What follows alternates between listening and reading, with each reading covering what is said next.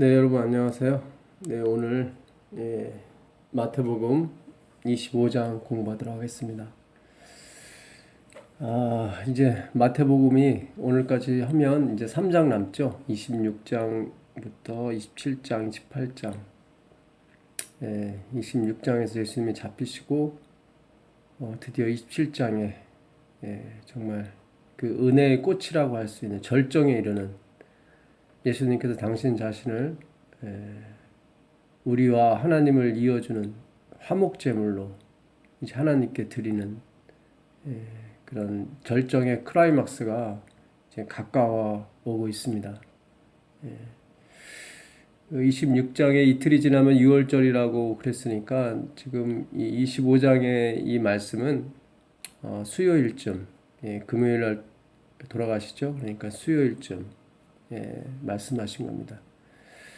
어떻게 보면 희생 제물을, 화목 제물을 하나님께 드려 영광을 돌리기 직전의 말씀이기 때문에 너무나도 참 그 복음의 핵심이 다 들어가 있다고 볼 수 있습니다. 이 25장은 24장과 연결되는데 24장은 감람산 위에서 주님께서 산상수훈을 하시는 거죠. 마태복음 5장에 산상수훈이 있었던 것처럼 이제 마지막으로 산상수훈, 그 감람산 위에서 세상의 멸망, 특별히 예루살렘의 멸망, 그 예루살렘 성전의 멸망, 돌 위에 돌 하나도 있지 않으리라고, 그렇게 완전히 무너뜨릴 것이다. 그 말씀을 시작을 하셔서 25장까지 이 산상수훈이 결국 마칩니다. 결국 이 25장도 이 마지막 시대의 그 심판에 대해서 주님께서 우리에게 이제 말씀해 주신 것 다름없죠. 그 세 가지의 비유가 나옵니다. 25장에 슬기로운 처녀, 기름을 가진 슬기로운 처녀, 미련한 처녀, 그리고 달란트의 비유. 여기서 말한 달란트는 그 재능이 아닙니다. 이제 영어로는 탤런트라고 그래서 뭐 재능, 뭐 그런 기술 그런 거를 말하지만 여기서 말한 달란트 그냥 달란트예요. 그 당시 화폐의 단위죠. 달란트. 이 달란트 또한 예수님을 상징합니다. 이 성경이 다 예수님을 목표로 쓴 글이기 때문에 여기서 나오는 모든 비유, 뭐 기름이라든가, 물론 성령을 기름은 상징하는 거죠. 그러나 그 성령님께서 어떻게 오셨습니까? 그 갈라디아 3장 1절에 보게 되면 예수님께서 죽으심으로 말미암아 성령이 우리에게 오셨다는 거죠. 그리고 성령께서 오셔서 하시는 일은 그리스도를 나타내고 증거하는 일입니다. 요한복음 그 14장 26절에 이렇게 나와 있습니다. 성령께서 하시는 일은 당신의 일이 하나도 없어요. 다 예수님에 관한 것을 우리에게 가르쳐주고 예수님의 말씀을 깨닫게 해주시는 것이 성령님의 일이에요. 예수님께서 하신 일이 뭡니까? 결국 27장에 나오는 그분께서 정말 전적인 하나님의 은혜로 우리와 하나님을 연결시켜 주시는, 화목해 주시는 화목제물로 당신을 불사르시는 거죠. 그것으로 인해서 결국 불의 성령께서 내려오시는 것입니다.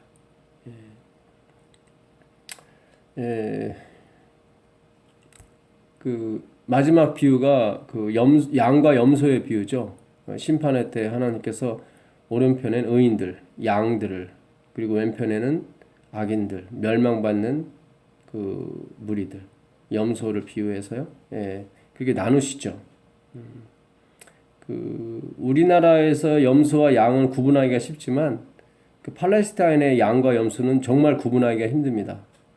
거의 똑같습니다. 그래서 목자가 아니면 구분하기가 힘듭니다. 그 양과 염소의 비유도 결국 그 예수님을 상징하는 것입니다. 그 소자, 작은 자 하나에게 한 것이 곧 나에게 한 것이다.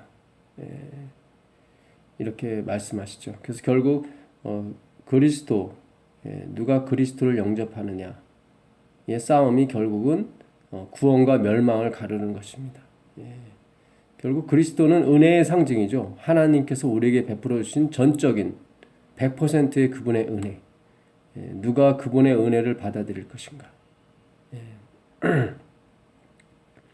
그 누가복음에 보게 되면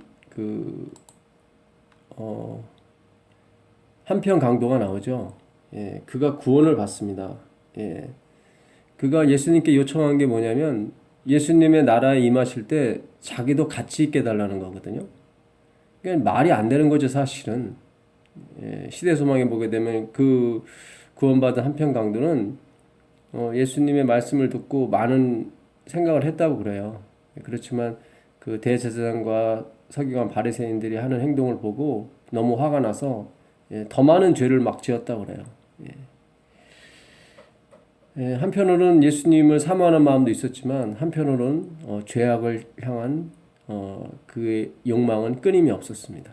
그런 사람이 예수님 나라 임할 때 자기를 기억해 달라고 하는 것은 말이 안 되는 요구입니다, 사실은. 우리가 우리 자신의 행위를 초점으로 맞춰서 생각했을 때 그건 말이 안 되는 거예요. 어찌 그런 행악자가 천국에 갑니까? 말도 안 되죠. 그러나 우리가 하나님의 은혜에 초점을 비춰서 우리가 이걸 생각하게 되면 그리스도, 예수님, 하나님의 은혜로 상징되는 은혜의 총화죠. 은혜의 꽃이고 은혜의 절정입니다. 예수 그리스도는. 그분을 초점을 둔다면 은혜가 성경이 말하는 최고의 덕목이며 우리에게 주신 최고의 선물이라는데 초점을 맞춘다면 당연히 그 한편 강도는 구원을 받아야 되는 것입니다. 왜냐하면 하나님의 당신께서 십자가에 달려 죽으심으로 100% 주님의 은혜죠. 왜냐하면 우리 구원받은 인간은 그분을 십자가에 매다른 일밖에 없거든요, 사실은. 그럼으로써 하나님의 은혜를 더 부각시키는 거예요. 하나님의 은혜가 얼마나 넓고 깊은지를.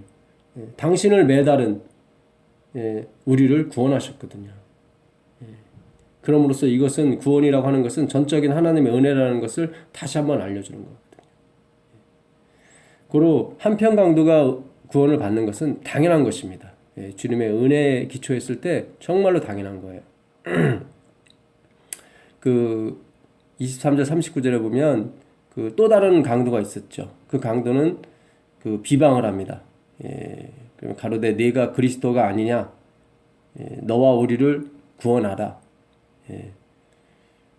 하나는 그 사람을 그러나 그렇게 비난하는 그 사람을 빗대어서 다른 한편 강도, 구원받은 강도는 그렇게 얘기하죠.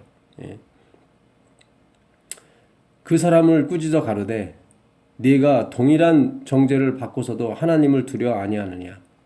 우리는 우리의 행한 일에 상당한 보응을 받는 것이거니와 이에 당연하거니와 이 사람의 행한 것은 옳지 않은 것이 없느니라.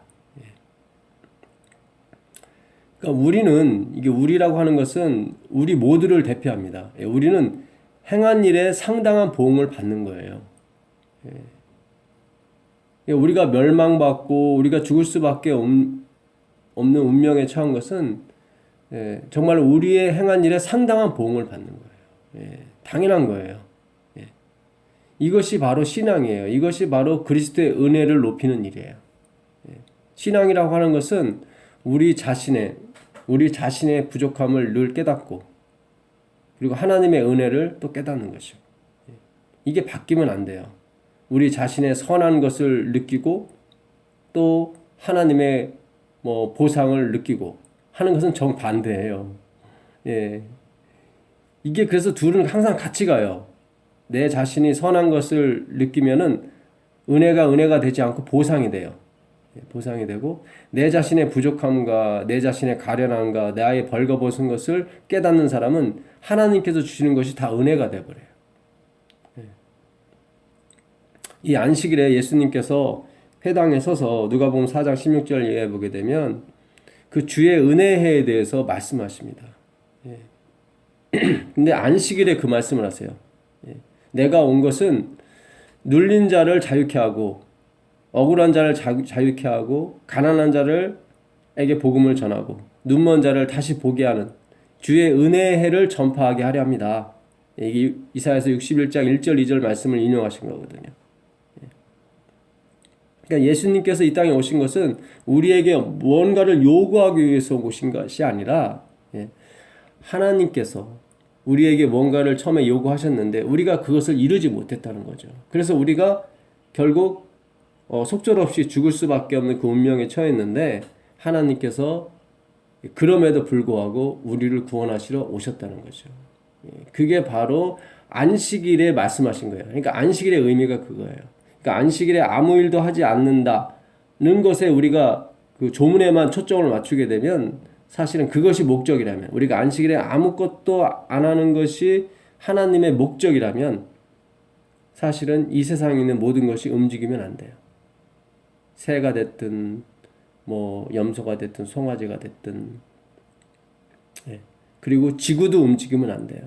별들도 움직이면 안 되고 다 멈춰야 되는 거예요. 만약에 아무것도 일하지 않는 것이 그분의 목적이라면. 그러나 지구는 여전히 움직이고 새들도 날아가고 있거든요. 그럼으로써 아무것도 일하지 않는 것에 목적이 있는 것이 아니라 그걸 함으로써 뭔가를 다른 의미를 부각시키기 위한 것이죠. 다른 의미라고 하는 것은 결국 우리가 6일 동안 열심히 일해서 세상이 발전하고 움직이지 않습니까? 근데 안식일에는 아무 일도 안 해요. 그런데도 불구하고 세상은 돌아가고 뭐 해는 동쪽에 떴다가 서쪽으로 치고 모든 것은 그대로예요. 움직인단 말이죠. 우리는 아무 일도 하지 않는데 그 얘기는 뭐냐면 이 세상을 움직이고 이 세상의 문화를 발전시키고 모든 것을 인도하시는 분은 하나님이시라는 거죠. 그 중심에 서신 분이 바로 그리스도예요. 하늘과 땅의 모든 권세를 가지신. 그리고 안식일에 우리가 아무 일도 하지 않는 것은 하나님께서 이 모든 것을 움직이고 계시고 내가 일주일 동안 살아왔던 것도 결국 그분께서 움직이신 결과물이다. 그것을 내가 간증하는 겁니다. 시인하는 거고 인정하는 거예요. 그러니까 우리가 그 의미를 깨닫지 못하고 안식일에 아무 일도 하지 않는 것은 우리에게 족쇄를 채우는 것이고 사람을 억압하는 것밖에 되지 않습니다. 그러니까 안식일에 우리가 아무 일도 하지 않는 것은 이 모든 것이 다 하나님의 은혜로 이루어진 것이다. 하나님의 은혜로 우리가 태어남을 받았고 하나님의 은혜로 우리가 하나님이 우리에게 일하는 마음을 주사 부지런한 마음을 주시고 열심히 하는 마음을 주사 우리가 일한 것뿐이지 우리 안에서 뭔가 선이 나와서 그 일을 한 것이 아니라는 거죠. 그것을 우리가 일주일마다 기억하는 거예요. 왜 1년마다 기억하지 않고 일주일마다 기억하냐면 우리가 그만큼 죄성을 갖고 태어났기 때문에 더욱 그렇다는 거예요. 우리의 죄성은 뭐냐면 우리의 스스로의 힘으로 우리가 살아갈 수 있다는 거죠. 그게 루스벨이 우리에게 준 정신이거든요. 하나님의 은혜가 아니라. 그래서 우리는 안식일에 일하지 않는 것, 아무 일도 하지 않는 것은 그 주님의 은혜를 깨달으라는 것입니다. 은혜를 느끼라는 거죠. 우리가 아무 일도 하지 않아도 우린 자라나고 우린 먹습니다. 그럼 왜 선한 일을 하라고 그랬느냐? 바로 은혜를 나누라는 거예요. 이 하나님의 은혜를. 아무 일도 하지 않는 게 목적이라면 선한 일도 하지 말아야죠. 근데 그것이 목적이 아니라는 거예요. 예수님은. 선한 일을 하라는 거예요. 그러니까 일을 하냐 안 하냐 그 차이가 아니라 하나님의 은혜를 누리고 있느냐 못 누리고 있느냐 그 차이라는 거죠. 우리가 선한 일을 하라는 것은 선한 일이 뭡니까? 내가 대가를 받지 않고 어떤 일을 베푸는 걸 말하죠. 그 얘기를 한다는 것은 결국 우리도 하나님께 어떤 대가를 지불하지 않고 하나님께 거저 뭔가를 받았다는 거예요. 모든 것이. 그래서 그거를 내가 그거 선한 일을 함으로써 그걸 다시 한번 우리가 확인하는 거예요. 아무 일도 나 개인을 위해서 아무 일도 하지 않음으로써 한번 확인하고 내가 선한 일을 함으로써 두 번째 또 확인하는 거예요. 그것이 바로 안식일이 우리에게 주는 의미인 것입니다. 그러니까 우리가 이 정신을 잃어버리면 주님의 은혜의 정신을 잃어버리면 결국 정죄하게 돼요. 너는 왜 이렇게 행동하지 않느냐 이렇게 정죄하게 돼요. 아니에요. 그건 신앙은 아니에요. 그게 신앙이 아니에요. 이스라엘 백성이 결국 그것 때문에 실패한 거죠. 저 이방인들, 개만도 못한 이방인들. 자신을 보지 못한 거예요. 자신이 누리고 있는 이 모든 하나님의 은혜를 마치 자신이 이룬 것처럼 착각했던 거죠. 자신이 그걸 받을 수 있는 자격이 있다고 생각했던 거죠. 이방인들은 그런 자격이 없는 개만도 못한 인간들. 이게 바로 사탄의 정신이에요. 그래서 예수님은 이방인이 되었건 이스라엘 민족이 되었건 우리 모두가 하나님의 은혜를 받아야만 살 수 있는 그런 존재라는 것을 다시 한번 확인시켜 주기 위해서 그들이 어떤 선한 일을 하지 않았을 때, 그들의 죄악으로 인해서 그들이 병들었을 때 와서 거저 공짜로 다 고쳐주신 거예요. 그 사람의 됨됨이에 따라서 그들을 차별하신 게 없으세요. 예수님께 온 사람은 그 사람의 선하고 악함을 떠나서 그 부족함을 느끼는 그 사람들에게 다 거저 베풀어 주셨습니다. 그게 바로 이 세상의 원리고 우주의 원리인 것입니다.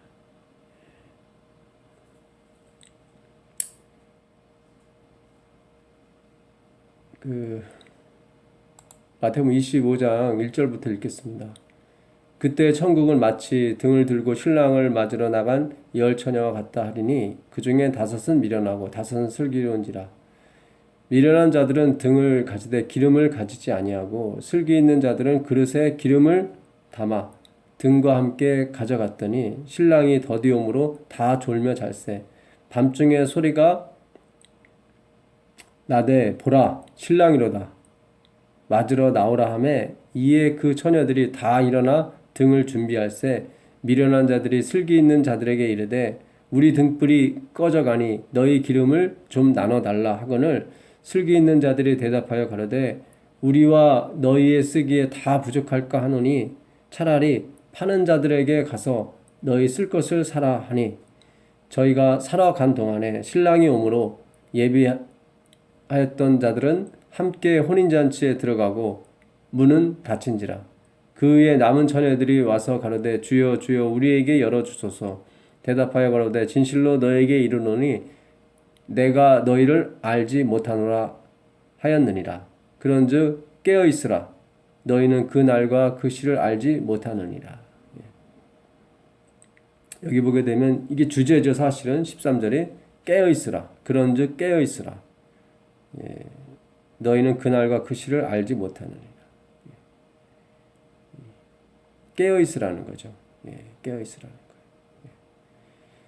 이게 지금 24장과 연결되거든요. 그러니까 24장 마지막에 보게 되면 그 지혜로운 그 충성된 종들이 나오죠. 그들은 때를 따라 양식을 나눠주는 사람들이에요. 근데 악한 종들 있죠. 때를 따라 양식을 나눠주지 않아요. 그 사람들은 결국 외식하는 자가 받을 벌에 취한다고 그랬거든요. 외식하는 거예요. 외식이라고 하는 것은 겉모습은 번지를 해요.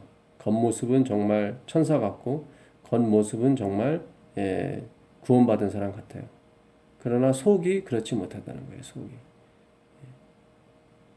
그래서 결국 속이 깨끗해야 천국 간다 그런 뜻이 아니라 자기가 속이 그렇다는 것을 깨닫지 못하는 거예요.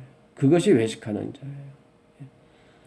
이 한편 강도는 자기가 누군지를 알았단 말이죠. 또 다른 강도, 멸망받은 강도는 자기가 누군지를 몰랐어요.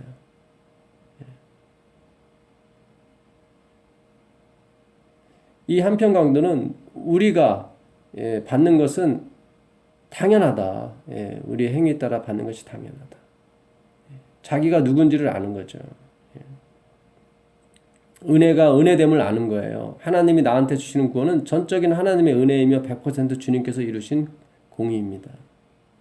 그걸 고백한 게 바로 한편강도예요.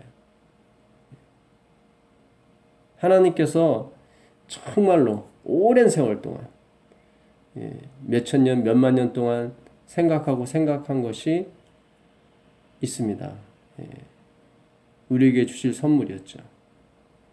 하나님은 전능하신 분이기 때문에 우리 인간이 타락할 걸 너무 잘 아셨어요. 그럼에도 불구하고 우리를 만드신 거예요, 사실은.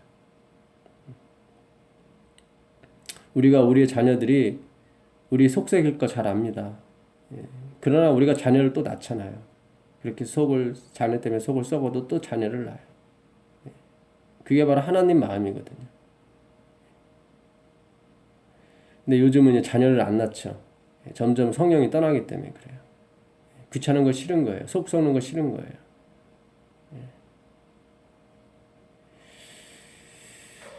그 어쨌든 깨어 있으라는 거예요.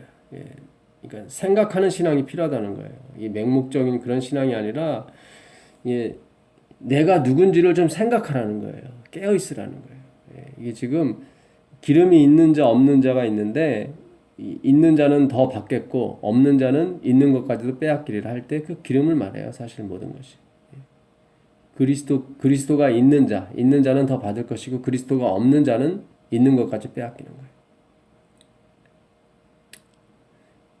그러니까 이 기름이 있다는 것은 이 지각이 있다는 거예요. 지각. 생각하는 신앙을 한다는 거예요. 생각. 내가 누군지를 생각하고 하나님이 누군지를 생각한다는 거예요.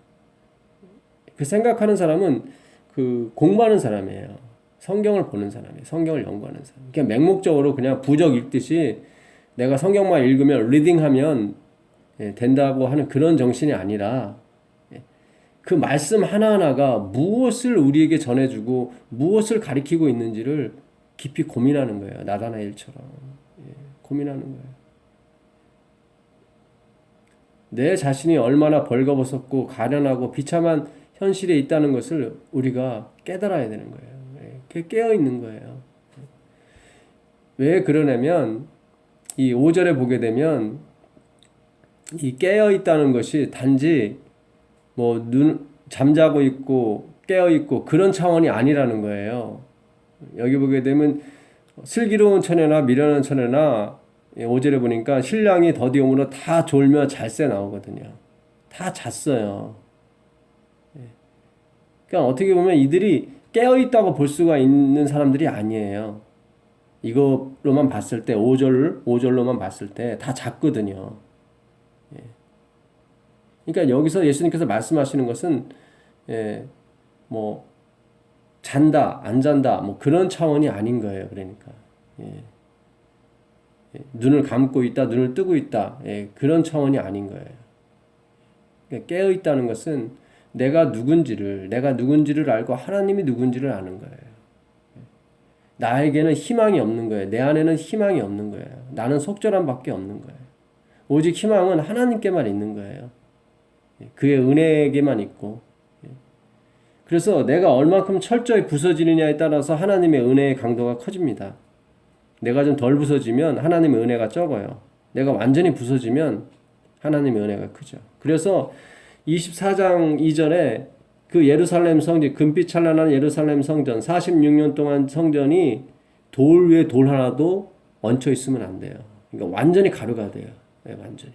그리고 새로운 성전, 바로 그리스도가 이제 탄생하시는 거, 그리스도가 부활하시는 거죠. 이제 그리스도에 의해서만, 예수님에 의해서만 우리가 사라짐을 당하는 거예요. 그것이 바로 진정한 백성, 하나님의 백성의 14만 4천 무리의 특징인 것입니다. 그래서 내 자신이 정말로 깨는 거예요. 예수님께서 그러셨죠. 이 돌 위에 깨지는 자는 구원을 받겠고 깨지지 않는 자는 이 돌이 그들 위에 떨어져 그들을 가루로 만들어 버릴 것이다. 이렇게 말씀하세요. 그러니까 우리가 정말로 생각하는 신앙을 해야 돼요. 이 맹목적인 신앙이 아니라 우리가 설교를 듣건 성경 공부를 하건 그 말씀이 베레아 사람은 데살로니가 사람보다 더 신사적이어서 그 말씀이 자기가 들은 말씀이 성경에 가르치고 있는 말씀과 같은지 안 같은지를 확인했다고 그랬거든요. 우리가 확인하는 작업이 필요해요. 이 주님의 은혜. 결국 은혜의 싸움이에요. 이게 내가 이룬 것이냐 아니면 하나님의 은혜로 이루어진 것이냐. 바로 루스벨과 예수님과의 싸움이었죠. 그것이. 결국 에베소 6장 12절에 가보면 이 싸움은 혈과 육에 대한 싸움이 아니라고 그랬어요. 눈에 보이는 싸움이 아니라 악한 영들과 주관자들과의 싸움이라고 그랬거든요. 그래서 그 싸움을 이기려면 우리가 성령의 검, 곧 하나님의 말씀을 가지라고 그랬거든요. 그 성령의 검, 하나님의 말씀은 뭡니까? 말씀으로 이 땅에 오신 예수님을 말하는 거죠. 말씀이 육신이 돼서 이 땅에 오시지 않았습니까? 요한복음 1장에 보니까. 그럼 그 성령께서 하시는 일이 뭐냐? 바로 그리스도를 나타내는 거예요. 그리스도. 예. 그 요한복음 14장 26절 한번 가보겠습니다. 요한복음 14장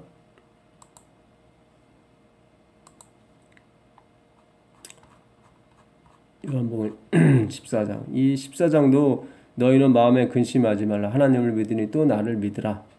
예. 바로 예수님의 재림의 허락이죠. 예. 그거에 대해서 말씀하시면서 이제 예. 그 어떻게 하나님의 마지막 백성들의 특징에 대해서 그리고 예수님께서 가시고 이제 보혜사 다른 보혜사가 오실 것인데 그 성령님께서 우리를 이제 인도하실 것을 말씀하시는 장면이에요. 보혜사 곧 아버지께서 내 이름으로 보내실 성령. 내 이름으로 보내신다는 것은 결국 예수님께서 성령을 보내신다 그런 뜻이에요. 그럼 왜 예수님께서 성령을 보내셨냐? 그분이 십자가에 돌아가셨기 때문에 성령을 보내실 수 있는 거예요. 그가 너희에게 모든 것을 가르치시고 내가 너희에게 말한 모든 것을 생각나게 하시리라. 그 하나님의 말씀, 성령의 검은 뭐냐면 결국 예수 그리스도의 말씀이에요. 예수님께서 가르치신 거. 예수님께서 가르치신 게 뭐예요? 인자가 대제사장과 장로들과 서기관들에게 고난을 받고 십자가에 죽은 다음에 3일 만에 부활할 것. 그것만이 우리의 유일한 희망이에요. 로마서 8장 9절에 가보시면 로마서 8장 9절에 가보면 우리가 성령을 받지 않으면 그리스도인이 아니라고 그랬어요. 그리스도의 영이라고 그러죠. 그리스도의 영이 없으면 우리가 크리스찬이 아니라고 그랬어요. 만일 너희 속에 하나님의 영이 거하시면 너희가 육신에 있지 아니하고 영에 있나니 누구든지 그리스도의 영이 없으면 그리스도의 사람이 아니라. 참 이게 참 너무 중요해요. 너희 속에 하나님의 영이 거하시면 너희가 육신에 있지 아니하고 영에 있나니 누구든지 그리스도의 영이 없으면 그리스도 사람이 아니다. 그러면 내 안에 그리스도의 영이 계신지 안 계신지는 어떻게 알 수 있어요? 고린도전서 12장 3절로 가보세요. 내 안에 성령이 계신지 안 계신지는 이걸로 알 수 있는 거예요.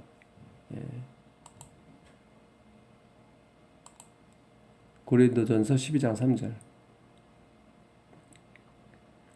그러므로 내가 너희에게 알게 하노니 하나님의 영으로 말하는 자는 누구든지 예수를 저주할 자라 하지 않고 또 성령으로 아니하고는 누구든지 예수를 주시라 할 수 없느니라. 그러니까 내 안에 성령이 계신지 안 계신지는 내가 예수님을 나의 주인으로 인정하는지 안 하는지 그거로 판가름이 나는 거예요. 예수밖에 없는 거예요. 예수님밖에 없는 거예요. 예수님만이 나의 주인이에요. 주인이에요. 그 주인이라고 하는 표현은 옛날에는 정말 대단한 것입니다. 하나님 같은 존재를 주인이라고 그래요. 그 주인으로부터 자기에게 먹을 것과 입을 것과 모든 것이 나오는 거예요. 자기의 행동도요. 주인의 생각대로 움직이는 게 바로 종이 하인이에요. 그 주인의 생각대로 움직이는 거예요. 종은 자기 자신은 없어요. 오직 자기에게는 주인만 있는 거예요.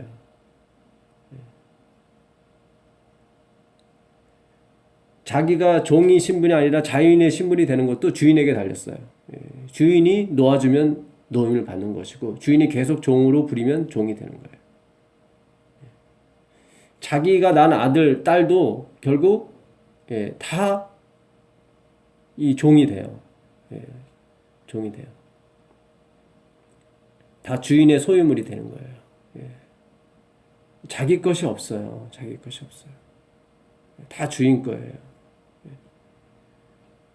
내 안에 성령이 계신가 안 계신가는 우리 마음을 잘 살펴보셔야 돼요. 그냥 예수님은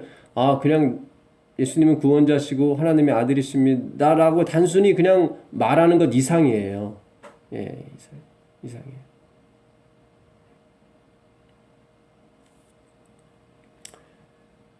이 하나님의 참 백성은 모든 것이 다 예수님으로부터 나와요. 모든 것이. 심지어 내가 손가락 하나 까딱까딱 움직이는 것도 다 예수님의 생각대로 움직여지는 사람들이에요. 그러니까 그들의 입에서 예수님을 말하지 않고는 견딜 수가 없는 거예요. 예, 그 예수님은 주님의 은혜를 말하는 거죠. 은혜. 다 예수님으로부터 나오는 거예요. 내가 갖고 있는 집, 자동차, 직업, 돈, 심지어 딸, 아들, 자식까지. 모든 것이 다 예수님으로부터 나오는 거예요. 그 마태복음 25장에 보게 되면 이제 미련한 처녀들이 나오지 않습니까? 미련한 처녀들. 이 미련한 처녀들이 결국 기름을 사러 갔다가 결국 문이 닫힌 걸 보고 호소를 하죠. 열어달라고. 근데 12절에 보니까 대답하여 가로되 진실로 너희에게 이르노니 내가 너희를 알지 못하노라 이렇게 나와요. 내가 너희를 알지 못한다. 이들도 처음엔 기름이 있었어요. 있었는데 얼마 가지 못했어요. 근데 슬기로운 처녀는 준비된 또 여분의 기름이 있었던 거죠. 그래서 미련한 처녀는 그 기름이 다 함으로 꺼졌단 말이지, 등불이. 자, 이 마태복음 7장으로 가보면 여기서도 예수님께서 내가 너희를 도무지 알지 못한다는 말씀이 나오세요. 7장 22절 가보시면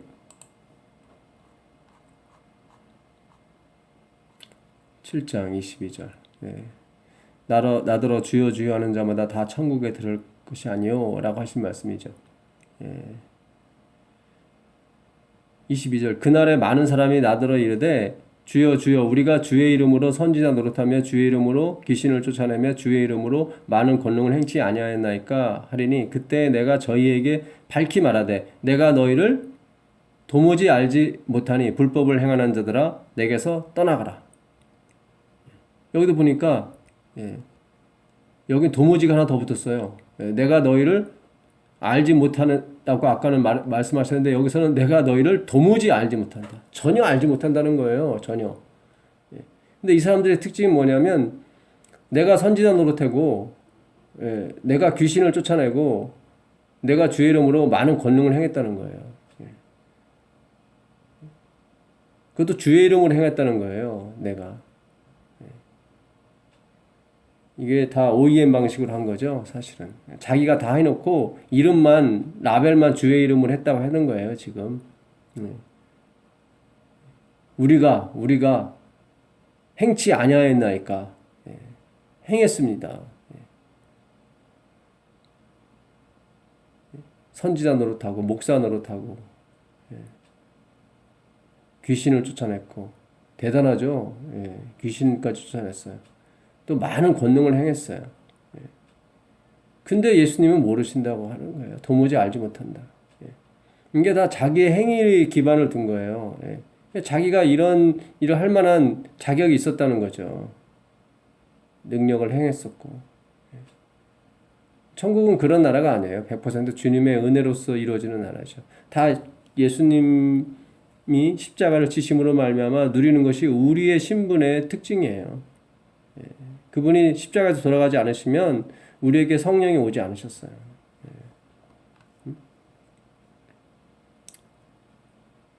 우리가 정말 돌 위에 돌 하나도 남기지 않고 다 무너뜨려야 됩니다. 우리가 쌓은 공적, 우리가 쌓은 헌신, 우리가 쌓은 열심, 열정 이게 다 그리스도 안으로 들어가 버려야 돼요. 그리스도로부터 나온 것이 돼야 된단 말이죠. 이게 우리가 만든다고 해서 될 문제가 아니에요. 이건 우리가 만드는 것이 아니에요. 우리가 만들면 뭐가 돼? 이미테이션이 돼요. OEM 방식이 되고 주문자 상평 방식이 되는 거예요. 내가 다 해놓고 이름만 라벨만 뭐 삼성이니 뭐 롯데니 그런 라벨만 붙이는 것처럼 예수님이라 이름만 붙이는 거예요. 결국 내가 한 거죠. 그러니까 이게 지금 우리가 지각이 있어야 돼요. 정말 생각을 많이 해야 돼요. 내가 얼마나 철저히 부셔줘야 되냐면 완전히 가루처럼 부셔줘야 돼요. 그러지 않고서는 이게 돌 위에 돌 하나도 얹히게 되면 결국 조금이라도 나의 의의가 드러나게 되면 이게 주님의 사업을 할 수가 없습니다. 하나님 마음 아시겠어요? 그 인간의 46년 동안 세운 그 성전, 그들은 하나님을 위해서 하나님의 이름으로 세웠다 하는 성전을 정말 돌 위에 돌 하나도 다 부셔버리는 그 예수님의 마음을 이해하겠습니까?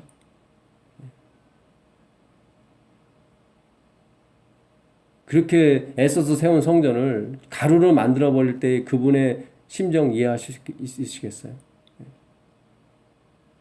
참 그렇게 수고했는데 그걸 다 가루로 만들어 버렸다는 것은 얼마만큼 그것이 우리에게 해가 되면 그렇게 됐겠어요. 정말 오늘날 이 하나님 백성들에게도 그런 일들이 많이 벌어지고 있어요. 하나님께서 우리가 쌓아 올린 평생의 그런 가업을 하루아침에 다 가루를 만들어 버릴 때가 있어요. 마치 욥처럼. 가슴 아프죠, 사실은. 그러나 그 과정을 거치지 않고는, 환난을 거치지 않고는 인내가 나오지 않고요. 인내를 거치지 않고는 연단이 나오질 않고, 연단을 거치지 않고는 소망이 나오질 않습니다. 하나님은 정말로 의로운 의지가 계세요. 아무리 우리가 부르짖고 그래도 변치 않아요. 그분의 뜻은. 왜냐하면 당신이 한 발이라도 양보하게 되면 우리의 구원은 무너지기 때문에 그래요. 우리가 이 땅에서 70년, 80년 잘 사는 것이 주님의 뜻이 아니에요. 그분은 정말 우리가 영원토록 행복하게 살기를 바라요. 근데 우리의 본성은 자꾸 이 땅에서 70년, 80년 잘 먹고 잘 살기를 바라고 있는 거죠. 그것이 소망이 되어버렸고. 정말 하나님이 사랑하시는 백성들은요, 다 가루가 되게 만드세요. 가루가 되게 만드세요.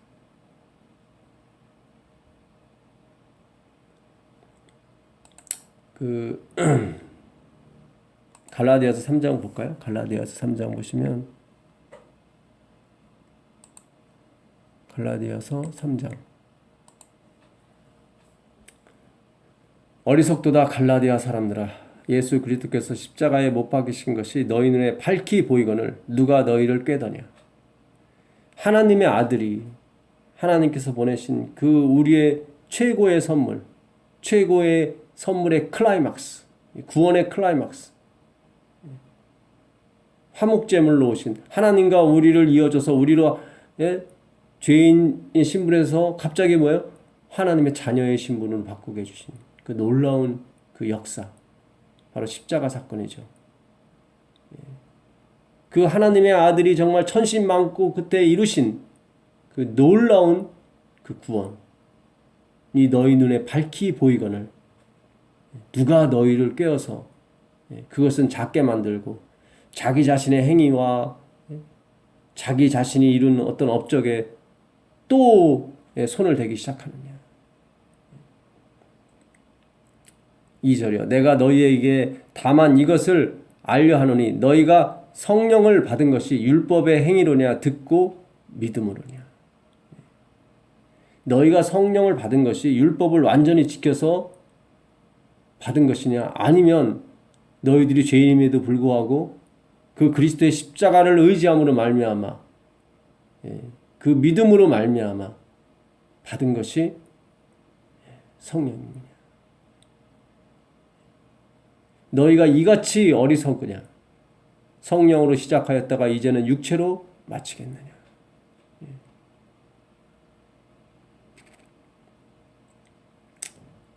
믿음으로 시작했는데 또 행위로 가려고 하느냐. 그거예요. 그러니까 이 슬기로운 처녀, 미련한 처녀 둘 다 성령을 받았어요. 성령을 받았는데 이 슬기로운 처녀는 계속 자기를 부인한 거예요. 하나님의 은혜에만 계속 자기의 이 땅에서의 성공과 자기의 선함과 자기의 인자함이 자기로부터 자기 것이 아니라는 거예요. 자기 소유가 아니라는 거예요. 이것은 다 주님께로부터 온 것이며 사람이 무엇이간데 우리가 이렇게 즐거이 하나님께 드릴 수 있는 마음을 주셨습니까? 주께 받은 것이 오니 주께 돌려드리나이다.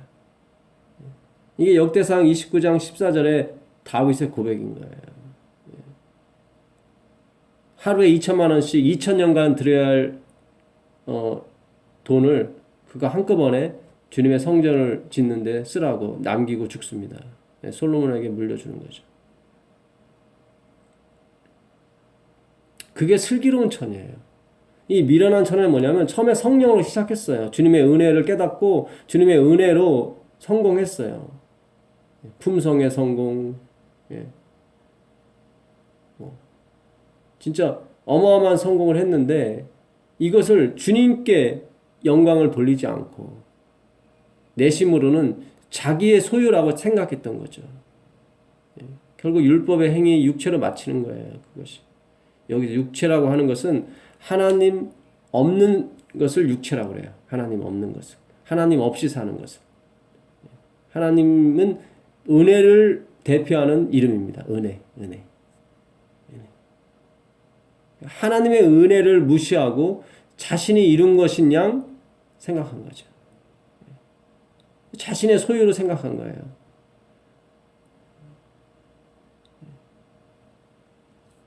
그게 바로 미련한 처녀예요. 그게 바로 성령으로 시작했다가 육체로 마치는 거예요. 그 창세기 6장에도 보게 되면 하나님께서 내가 이 백성들에게서 나의 신을 거둘 것이다. 더 이상은 나의 신을 그들과 영원토록 함께하지 않을 것이다. 내가 다 쓸어버리리라. 그들의 나는 120년이라 이렇게 말씀하시거든. 성령을 주셨어요. 그때도. 근데 그들이 그 성령을 무시하는 거예요. 자신의 능력, 자신의 지혜. 그래서 사람의 딸들과 자기가 원하는 대로 결혼하고 뭐 시집가고 장가가고 하는 거죠. 이 하나님의 은혜를 무시하는 거예요. 그래서 하나님의 은혜가 거두어지니까 다 멸망하죠. 그래서 그 하나님의 은혜로 상징되는 방주를 만드셨죠. 누구든지 들어오라는 거예요. 다시 한번 은혜를 다시 한번 강조하는데 결국 하나님의 신이 떠나니까 그 은혜가 그들에게 은혜되지 못해요. 들어오질 않아요. 결코 들어오지 않아요. 그래서 여러분들이 예수님을 믿고 예수님을 받아들이고 침례를 받은 것은 다 성령의 인도하심으로 받은 것이지 여러분들이 똑똑하고 잘났기 때문에 그런 자격이 있기 때문에 깨달은 것이 아닙니다. 이 마태복음 25장에 나오는 달란트의 비유도 마찬가지예요. 그 24절에 보면 한 달란트 받은 사람이 그런 얘기를 하죠. 5달란트, 2달란트 받은 사람은 가서 장사를 해서 다 남깁니다. 5달란트, 2달란트 남기는데 한 달란트 받은 사람만 그 뭐라고 얘기냐면 한 달란트 받았던 자도 와서 가로되 주여 당신은 굳은 사람이라 심지 않은 데서 거두고 해치지 않은 데서 모으는 줄을 내가 알았으므로 두려워하여 나가서 당신의 달란트를 땅에 감추어 두었나이다. 보소서 당신의 것을 받으셨나이다. 이게 좀 어렵죠. 약간은 말이 어려운데 그러니까 오해를 한 거예요. 이 사람은 하나님이 굳은 사람이에요. 수고도 안 하는데 심지 않은 데서 거둔다는 것은 수고도 안 하면서 거두려고 하는 사람이다. 그러니까 나쁜 사람으로 보는 거죠. 그 얘기 지금 자기 고백을 하는 거예요. 한 달란트 받은 사람은 당신은 참 이상한 사람이다. 당신은 수고도 안 하면서 받으려고 한다. 그래서 내가 어차피 이것을 장사를 해서 이문을 남겨봤자 내 것이 되지 못하고 다 당신 것이 될 것인데 내가 무슨 낙으로 일을 해서 돈을 벌겠느냐. 당신 것이나 받으라. 그런 뜻이에요. 이게 다른 성경, 현대어 성경을 보게 되면 정말 자세히 나와 있어요. 이번에는 한 달란트를 받은 사람이 와서 말하였다.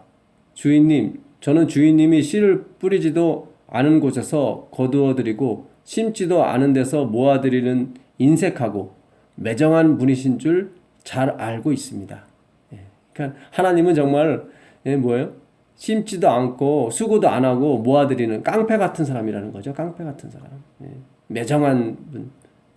다 자기 것으로만 만들고 우리한테 주지도 않고 그런 매정한 분인 줄 잘 알고 있죠. 그래서 제가 이익을 남기더라도 빼앗아갈 것이므로 돈을 다만 땅속에 감추어 두었다가 그냥 가지고 왔습니다.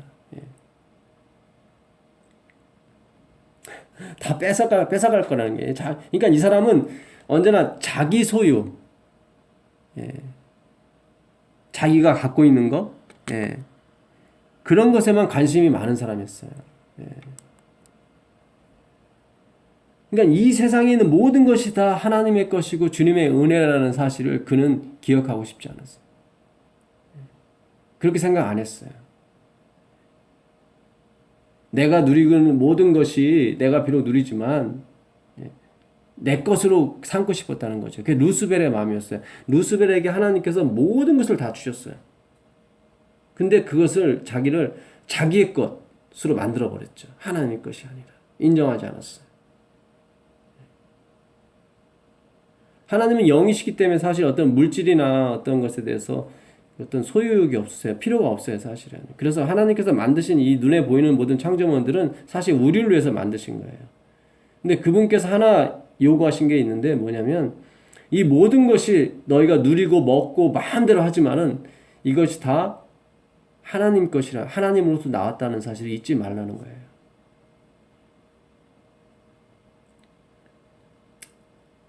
이게요, 참 중요한 말씀이에요. 내가 100억을 가지고 있어도 내가 쓰지 못하고 누리지 못하면 그 100억이 100억이 아니에요. 그렇죠? 내가 10억만 갖고 있어도 내가 그걸 쓰고 누리고 기쁘고 즐겁고 또 10억 받고 또 10억 받고 내 것이 아니더라도요. 그 삶이 더 좋은 거예요.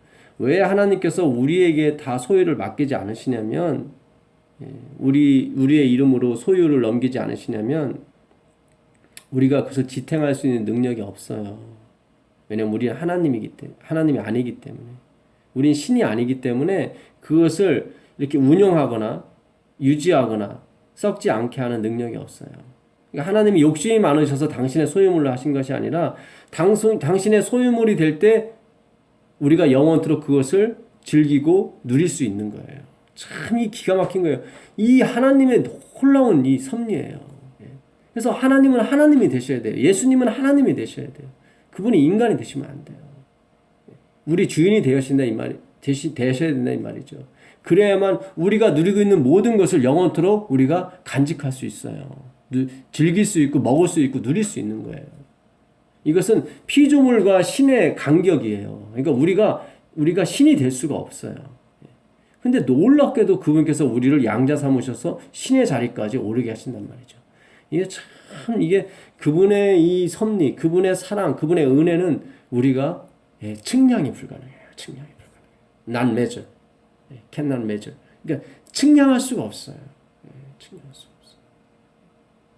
그 은혜의 바다로 뛰어들으라고 그러잖아요. 창파에 배 띄워 그 은혜의 바다에 그리스도의 예수의 은혜의 바다예요. 바다 같아요. 너무 풍부해요. 그분은 너무 풍부해요. 그래서 성령이 내릴 때 그 사도행전 2장에 보니까 그 하나님의 백성들이 서로의 물건을 통용했다고 그랬죠. 서로의 물건을 통용함으로써 이제 뭐예요? 내가 1억만 갖고 있었는데 1억을 서로 통용하기 시작했어요. 100사람이. 그래서 내 재산이 100억이 된 거예요. 이게 기가 막힌 거예요. 예수님께서 요한복음 7장에 내 것은 아버지 것이고 아버지 것은 내 것이라고 그래요. 그러니까 대단한 거예요. 예를 들어서 예수님께서 뭐 10억을 갖고 계시고 하나님 아버지께서 뭐 10억 조를 가지고 계세요. 이 상대가 안 되는 거죠. 근데 예수님이 그 10억을 하나님께 드렸어요. 그랬더니 하나님은 이제 그 소유를 또 예수님한테 다 주신 거예요. 이거예요. 이게 바로 주님의 은혜예요. 이게 바로 은혜예요. 내 것을, 이 두 렙돈을, 이 물고기 2마리와 떡 5덩이를 예수님께 드렸더니 어떻게 된 거예요? 그 재산이 2만 명이 먹고도 남는 재산이 된 거예요. 기가 막힌 거죠. 이게 기가 막힌 거예요. 이 원리는 너무 기가 막힌 거예요. 우리가 헌금을 드리는 게요, 하나님께 빼앗기는 게 아니에요. 내 재산이 어마어마하게 늘어나는 거예요. 어마어마하게 늘어나. 하나님은 재산이 필요 없어요. 우리가 소유권만 하나님께 넘기게 되면 우리가 영원토록 그 소유를 누리며 사는 것입니다. 그러나 우리가 하나님으로부터 그 소유권을 뺏어서 우리가 갖고 있으면요, 우리가 누리지도 못하면서 썩게 돼요. 그것이 참 그러니까 이게 놀라워요. 우리가 헌금 제도라든가 이런 것들이 너무 우리에게 기가 막힌 제도예요. 이게 너무너무 이게 하나님의 은혜에 참여하는 거예요. 우린 자꾸 착각해요. 내가 하나님의 사업을 도와준다고 생각해요. 난센스예요. 난센스예요. 왜 하나님께서 물고기 2마리와 떡 5덩이를 가지고 5,000명을 먹이셨는지 이해를 해야 돼요. 하나님이 그것이 없으면 뭐 그 사람들 못 먹입니까? 하늘에서 만나도 내리신 분인데 그게 아니에요. 그 어린아이에게 너무 많은 걸 주시기 위해서 그거를 가져오신 거예요.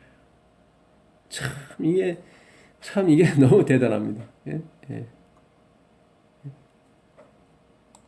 그러니까 이 1달란트 가진 사람이 5달란트 가진 사람은 5달란트는 뭐냐면 결국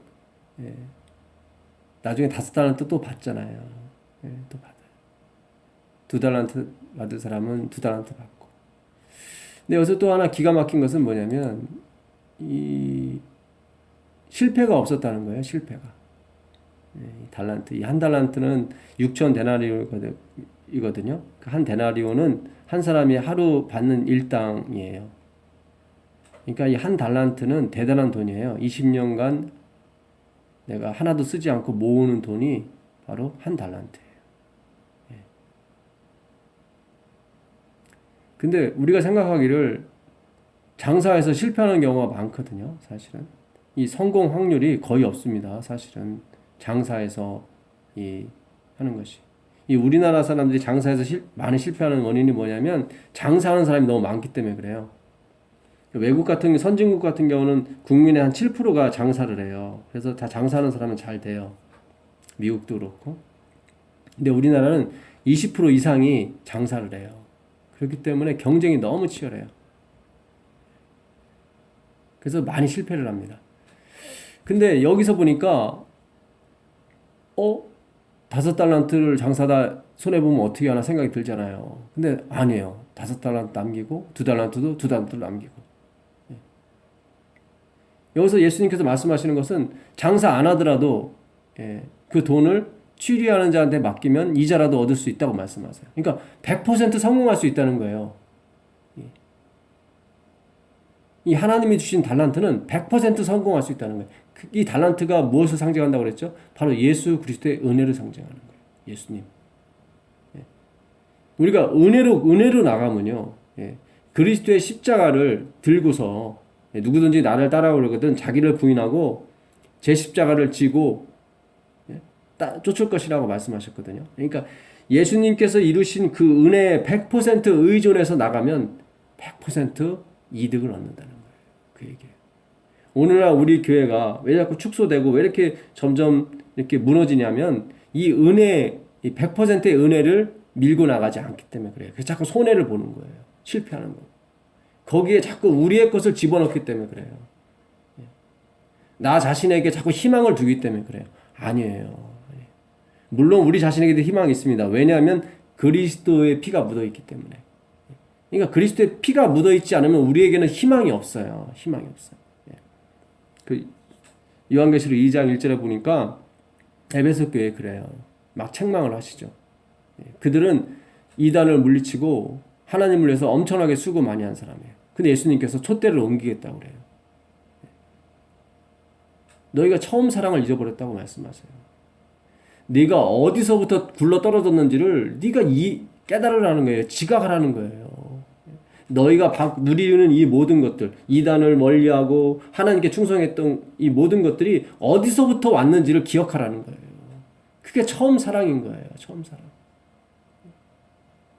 왜 예수님께서 12제자한테 내가 3일 만에 부활한 다음에 갈릴리에서 만나자고 그랬을까요? 그 갈릴리는 어떤 도시입니까? 바로 베드로와 요한, 안드레, 야고보를 부르신 곳이에요. 그들이 물고기 잡고 있었을 때 나를 쫓으라. 내가 너희로 사람 낚는 어부가 됐다 했을 때 그들이 모든 그 그물을 버려두고 예수님만 쫓았거든요. 주여 나를 떠나소서 나는 죄인이로소이다 했던 장소가 바로 갈릴리였어요. 그들이 자신이 얼마나 부족한 사람이고 얼마나 하나님의 은혜에 굶주렸던 사람인가를 알라는 거예요. 그런 의미에서 다시 시작하자는 거예요. 갈릴리로 오라는 거예요. 우리 교회의 부흥은 바로 거기에 달려있는 거예요. 이게 하나님의 은혜로 다시 돌아가자는 거예요. 하나님의 은혜로 돌아가자. 우리에게는 희망이 없다는 거예요. 우리에게는 희망. 오직 희망은 십자가에 돌아가신 그리스도에게만 희망이 있다는 거예요. 예. 여러분 혹시 낭망하고 계십니까? 혹시 사업에 실패했거나 가정적인 재정적인 어려움으로 고민하고 있거나 아니면 신체적인 질병으로 인해서 고민하고 있습니까? 그 혈류병 12회를 앓고 돈 다 탕진했던 의사한테 다 바쳤던 그 여인이 오직 예수님의 옷자락에 예수님도 아니고 그 옷자락에 희망을 두고 갔던 마음이 바로 그를 낫게 했습니다. 우리가 그리스도께서 지불하신 그 대가, 그 십자가의 은혜, 자신의 생명으로 치른 그 화목제물, 영광의 꽃, 희망의 꽃, 의의 꽃이죠. 오직 나의 의로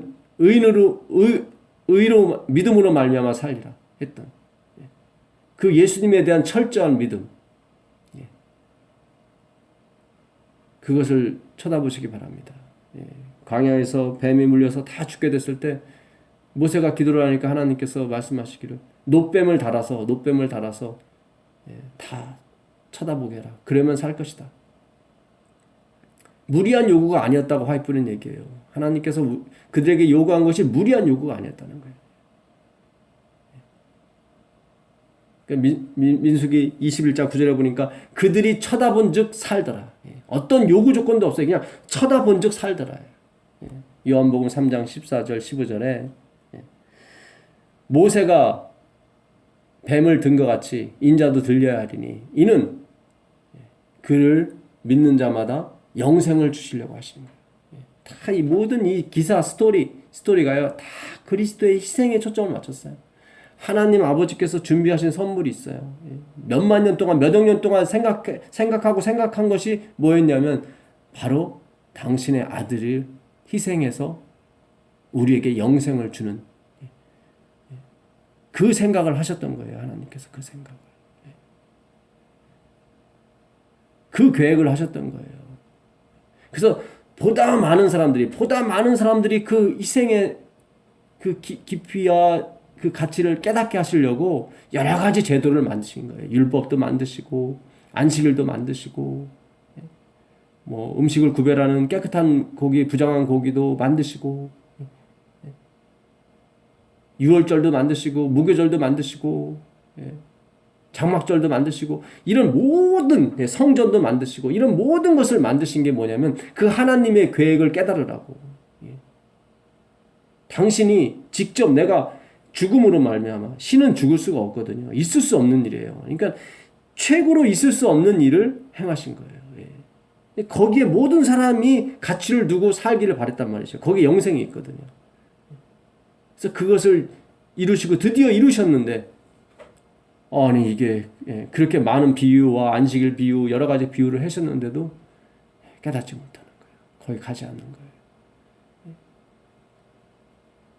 가더라도 뭐예요? 땅에 묻어두는 거예요. 지금 우리의 교회가요. 예수님이 계시긴 계셔요. 예수님의 뭐 기별도 있고 다 있어요. 있는데 땅에 묻어뒀어요. 묻어뒀어요. 그것을 사용하지 않아요. 그리스도의 은혜를 사용하지 않고 다 자기 것으로 사용해요. 예수님 지금 땅속에 있는 거예요. 문 밖에 계신 거예요. 이거 하나님에 대한 오해예요. 철저한 거예요. 오해고 또 하나 뭐냐면 자기 소유욕에 다들 정신이 없어요. 자기 소유욕에. 품성이 됐건 무엇이 됐건 다 자기 것으로 만들려고 하는 자기의 영광을 가지고 오려고 하는 그런 생각들에 다 빠져 있습니다. 저는 그래요. 뭐 왜 당신은 이렇게 행동하십니까에 대해서 비판하는 사람이 아니에요. 제가 그것을 비판할 만한 능력도 없어요. 그런 자격도 못 돼요. 왜냐하면 저 자신도 늘 죄악 속에 있거든요. 제가 말하고 싶은 것은 다른 게 아니에요. 이 모든 걸, 우리가 누리고 있는 이 모든 것이 다 하나님의 은혜라는 거죠. 하나님께서 주신. 그 엘렌 G. 화이트니 시대의 소망 이런 글을 썼습니다. 그 이번 주 교과 금요일 날에 있는 말씀인데요. 207페이지 보게 되면 하나님께서는 잠시라도 당신의 손을 멈추실 수가 없는데 만일 멈추신다면 인간은 기절하여 죽을 것이다. 하나님께서 잠시라도 당신의 손을 멈출 수 없대요. 안식일이 되어도 멈출 수가 없어요. 하나님은. 예수님께서 베데스다 연못에서 그 38년 된 병자를 고쳐주셨잖아요. 안식일에. 그러니까 안식일에 왜 일을 하냐 그랬더니 예수님께서 아버지께서 이제 일하시니 나도 일한다고 말씀하시거든요. 그러니까 이 안식일은 아무것도 안 하는 그런 날이 아니에요. 거기에 초점이 있는 게 아니에요. 뭘 하냐 안 하냐 그런 초점이 있는 게 아니라 하나님께서만이 일하고 계신다는 거예요. 하나님께서만이 일하고 계시다. 우리가 일하는 것이 아니라 하나님이 일하고 계시다. 그것을 깨닫게 하기 위해서 지금 그 안식일을 주신 것이고 병자를 고쳐주신 거예요. 그 하나님의 은혜를 깨달으라는 거예요. 하나님께서는 잠시라도 당신의 손을 멈추실 수가 없는데 만일 멈추신다면 인간은 죽고 말겠시다. 그것도 기절해서 죽고 만다.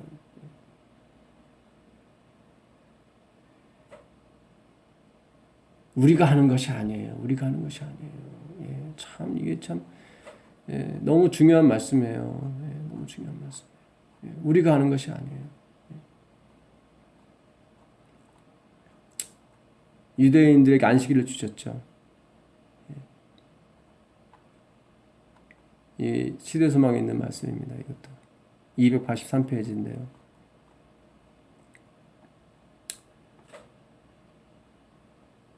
안식일을 거룩히 지키기 위해서는 사람들 자신이 거룩하게 되어야 한다.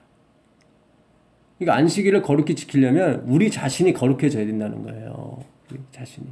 내가 무엇을 하고 안 하고의 안식일을 지키는 게 아니라, 그러니까 좋은 나무가 되어야 좋은 열매를 맺힌 거예요.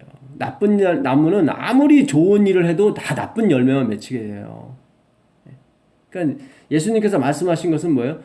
좋은 나무가 되라는 거예요. 거기에 초점이 있는 것이 좋은 일에 초점이 있는 것이 아니에요. 이 교회라고 하는 것은요, 교회라고 하는 것은, 이게 예수님이 머리고 우리가 몸이에요. 그래서 우리는 운명적으로 예수님과 묶여 있는 게 교회예요. 그것을 교회라고 해요. 예수님과 운명적으로 묶여 있는 거예요. 차범근 선수가 옛날에 말레이시아 경기에서 5분 남겨놓고 3골을 넣었어요. 그의 발로. 그의 발은 정말 신기에 가까웠어요. 우리가 그럴 때 신문 기사를 보게 되면 그 차범근의 발 참 잘하네. 이렇게 얘기하지 않아요. 차범근 참 축구를 잘하네요. 이렇게 얘기하죠. 그 볼은 발이 넣었어요, 발이. 그럼 발을 칭찬해줘야지. 근데 우리가 발을 칭찬하진 않아요. 그 차범근을 칭찬을 하죠. 그렇죠? 우린 몸이에요. 그리스도의 몸. 머리는 그분이시고요. 예수 그리스도. 우리는 어떤 사람은 손바닥이고 어떤 사람은 입이고 어떤 사람은 눈이고 어떤 사람은 발이고 그래요. 손과 발이 다 좋은 일을 하는 거죠. 그럼 우리가 칭찬을 누구한테 합니까? 손에게 합니까? 아니에요. 손에게 하지 않아요. 손이 아무리 좋은 일을 해도 그 사람에게 다 칭찬을 하죠. 아무개 정말 좋은 일 했다고 그러지 않습니까? 이게 바로 주님의 뜻인 거예요. 무엇을 하도 다 예수 그리스도께 영광이 가는 거예요. 우리는 없어요. 다 예수님만 있게 되는 거죠. 그들은 믿음으로 말미암아 그리스도의 의에 참여하는 자가 되어야 하였다.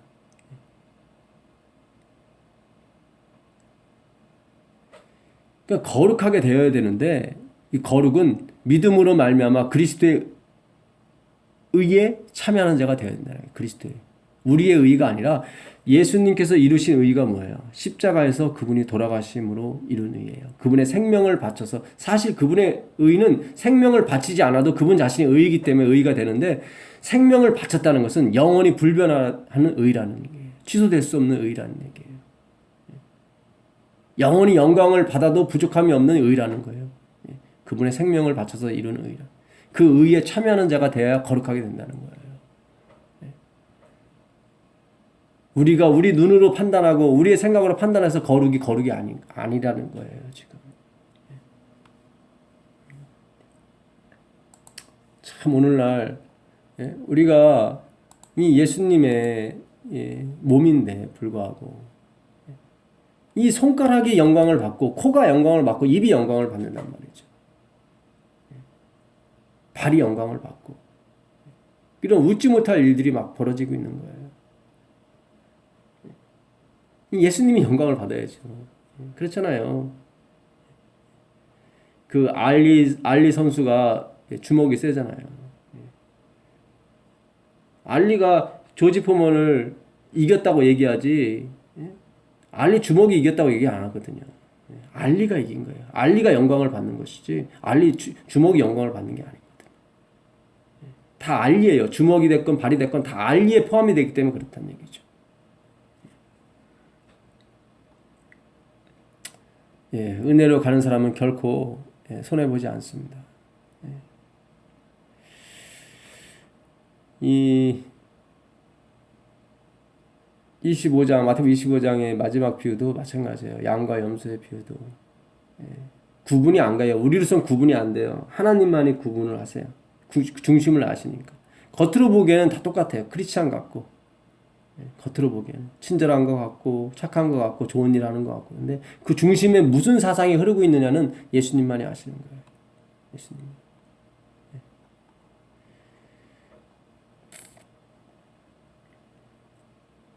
인자가 31절입니다. 자기 영광으로 모든 천사와 함께 올 때 자기 영광의 보좌에 앉으리니 모든 민족을 그 앞에 모으고 각각 분별하기를 목자가 양과 염소를 분별하는 것 같이 하여 양은 그 오른편에 염소는 왼편에 두리라.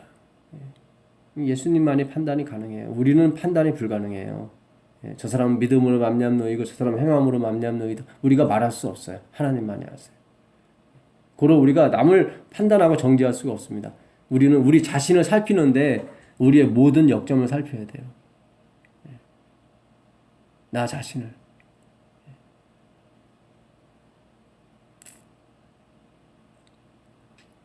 여기서도 보면 지극히 작은 자 하나에게 한 것이 나에게 한 것이라고 그러잖아요. 예수님께서. 아까도 달란트 비유에서 보게 되면 5달란트 남긴 사람한테 예수님께서 하시는 말씀이 착하고 충성된 종아 네가 작은 일에 충성했다고 이렇게 나와요. 작은 일에. 다 작은 일이에요. 지극히 작은 자, 소자, 작은 일. 예수님을 쳐다보며 사는 것이 큰 일이 아니에요. 사실은. 작은 일이에요. 무리한 요구가 아니에요. 작은 일이에요. 성공이 보장된 장사라면 그 장사는 누워서 떡 먹기인 거죠. 근데 우리는 지금 다 큰 일에만 몰두하고 있어요. 큰 일. 엄청난 일, 하나님께 영광 돌리는 일, 내가 성공해서 내가 돈을 많이 벌어서 하는 일들, 그런 큰 일들에만 다 관심이 많아요.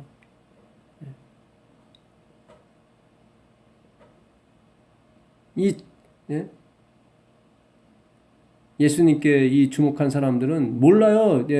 내가 언제 37절 의인들이 대답하여 가로되 주여 우리가 언제 어느 때 주의 줄인 것을 보고 공개하였으며 목마르신 것을 보고 마시게 하였습니까? 어느 때 나그네 되신 것을 보고 영접하였으며 벗으신 걸 보고 옷 입혔습니까? 어느 때 병드신 것이나 갇히신 것이나 보고 가서 배웠나이까? 하리니 임금이 대답하여 가라사대 진실로 너에게 이르노니 너희가 여기 내 형제 중에 지극히 작은 자 하나에게 한 것이 곧 내게 한 것이라. 이들은요 오직 예수님의 은혜에 흠뻑 빠져서 산 사람이기 때문에 자신의 행위는 자기가 기억을 못해요. 별로 거기에 큰 의미를 두지 않고 살았어요. 이 사람들은 다 하나님으로부터 나온 것이기 때문에, 다 하나님부터 나온 것이고 하나님을 말미암고 하나님께 돌아가는 것이기 때문에 자기가 하는 행동에 별로 관심이 없었어요. 근데 이 멸망받는 사람들은 그렇지 않았죠.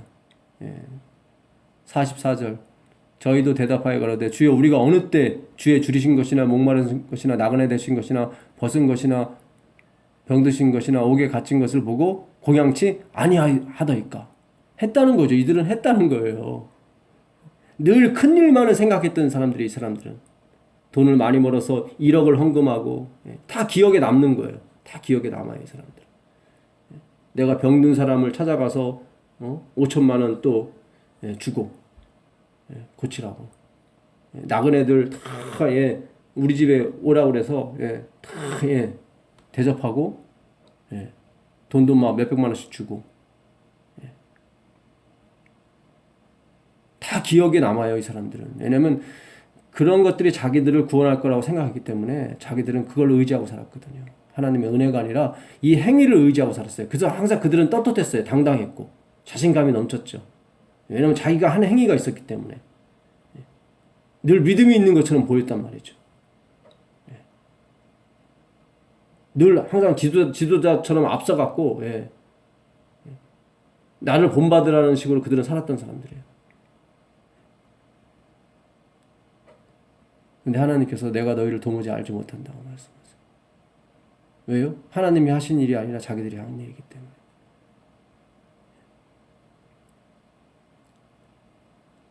우리가 뭐 장관이 되고 대통령이 돼야 하나님 일을 한다고 생각해요. 우리는 착각해요. 아니에요. 언제나 그 정신을 갖고 있으면 우리가 구원에 이르기가 어렵습니다. 이 나라에 크리스찬이 대통령이 많이 됐지만 점점 보고만은 떨어지게 됐어요. 너무 놀랍지 않아요? 벌써 세 분이나 네 분이죠. 크리스찬들이 대통령이 됐었단 말이죠. 근데 점점 교회 수는 줄고 점점 신자 수는 줄어든단 말이죠. 이게 어찌된 일이에요? 이게 왜 그래요? 그리스도의 은혜에 의지하지 않고 우리가 이룬 업적, 지위에 의지했기 때문에 영성이 죽는 것입니다. 우리가 대통령이 되면 봐라. 기독교가 진짜다. 너들 믿어라. 그렇게 해서 믿을 것 같으면 예수님이 십자가에서 돌아가실 필요가 없죠. 말 타고 오시면 되는 거죠. 큰 검을 차시고 엄청난 좋은 옷을 입으시고 오시면 다 믿거든요. 그건 믿음이 아니라고 말씀하세요. 그건 믿음이 아니에요. 피가 없이는 믿음이 생겨나지 않아요. 피가 없이는 속죄가 일어나지 않아요. 하나님의 희생이 없이는 우리에게 구원이 오지 않습니다. 고로 그분의 희생을 깨닫고 그분의 은혜를 깨닫고 하는 모든 행동들은 나의 자랑도 아니고 우리는 거기에 관심이 없습니다. 오직 우리로 도구 삼아주신 그분의 은혜에 감사할 뿐이고 우리를 구원하시는 그분의 십자가의 은혜만이 생각이 날 뿐이에요. 왜냐하면 영생은 너무 큰 선물이었거든요. 죽지 않고 영원히 산다는 것은 우리에게 너무나 엄청난 이벤트였고 사건이었습니다. 그 모든 것이 예수님께서 죽으심으로 이루어졌다는 것에 대해서 우리는 너무나도 탐복하게 됐고 죽을 수 없는 분이 죽었다는 것에 대해서 우리는 기절 초풍할 수밖에 없었던 것입니다. 거기서 나온 것이 찬양이고 감사하며 선행이고 전도입니다. 내가 전도해야만 된다. 그런 측면에서 나온 게 아니에요. 그것은. 우리가 다 십자가로 돌아가야 됩니다. 밤을 새서라도 울며 내 베옷을 찢더라도 우리가 그 그리스도의 십자가 은혜를 깨닫게 해달라고 주님께 울부짖어야 됩니다. 당신이 이루신 엄청난 계획, 하나님 아버지께서 계획하신 그 엄청난 계획에 그것을 보고 깨닫게 해달라고 기도해야 됩니다. 욥은 그랬어요. 내가 전에 주님의 그 은혜를 듣기만 하였더니 이제 눈으로 보나이다. 십자가를 본 거죠. 회개가 나오는 거죠. 저희는 영벌에 의인들은 영생에 들어가리라 하시니라. 그 하나님께서 이루신 업적과 그 계획을 인정하는 사람, 정말로 주님의 은혜가 있을 줄 믿습니다. 영생이 있습니다. 저도 그 은혜에 빠지길 원합니다. 제가 방향은 잡았지만 도달치는 못했어요. 마치 바울이 얘기한 것처럼 내가 잡은 것도 아니고 잃었다는 것도 아니고 나는 그 십자가의 푯대를 향해서 달려갈 뿐이다. 저도 그 사람 중에 한 사람이 되기를 바랍니다. 달려갈 뿐입니다.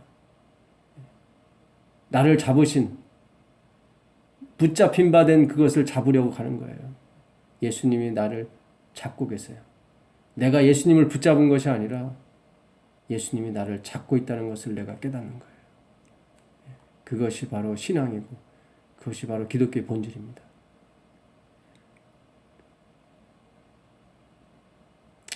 정말 그 은혜가 오늘 마태복음 25장을 연구하는 여러분과 저에게 함께 하시기를 간절히 바라고 기도하면서 오늘 공부 마치겠습니다. 감사합니다.